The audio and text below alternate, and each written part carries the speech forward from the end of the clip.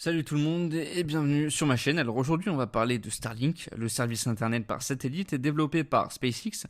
Donc si vous vous demandez si Starlink est fait pour vous, vous êtes au bon endroit. Alors on va voir ensemble les avantages, ensuite on verra les inconvénients et à la fin je vous donnerai une note finale sur 10. Allez, c'est parti. Bien sûr, avant que je commence, sachez que j'ai mis un lien affilié dans la description de la vidéo qui vous permettra d'aller directement sur le site de Starlink. Donc n'hésitez pas à passer par ce lien affilié si jamais la vidéo vous a plu.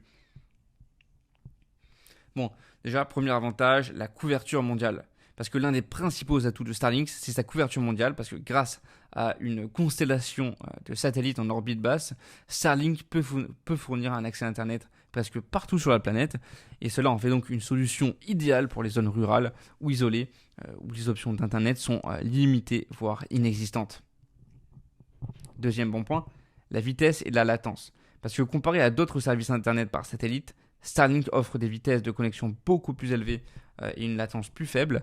Les utilisateurs rapportent des vitesses de chargement pouvant atteindre jusqu'à 150 Mbps et une latence de 20 à 40 ms, ce qui est suffisant pour la plupart des usages domestiques, y compris des jeux en ligne et le streaming vidéo en HD. Troisième bon point, l'installation facile. Parce que l'installation de Starlink est relativement simple. Le kit inclut une antenne parabolique et un routeur Wi-Fi.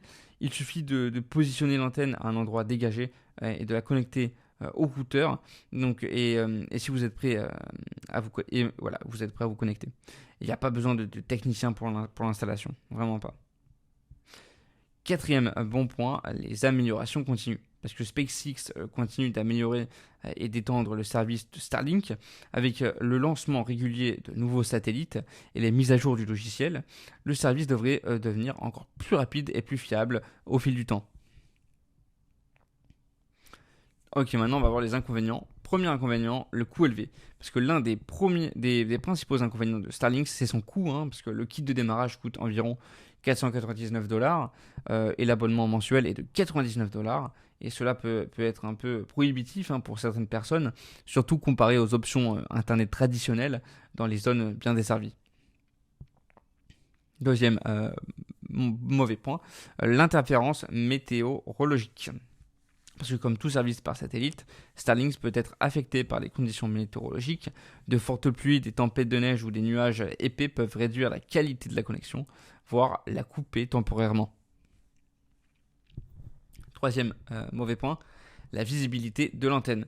Parce que pour fonctionner correctement, l'antenne Starlink doit avoir une vue dégagée du ciel et ça peut poser un problème dans les zones densément boisées ou urbaines où les bâtiments et les arbres peuvent obstruer la vue. Il peut donc être nécessaire de placer l'antenne sur le toit ou un endroit élevé. Quatrième mauvais point, l'impact environnemental. Parce que l'impact environnemental de la constellation de satellites de Starlink a suscité des préoccupations.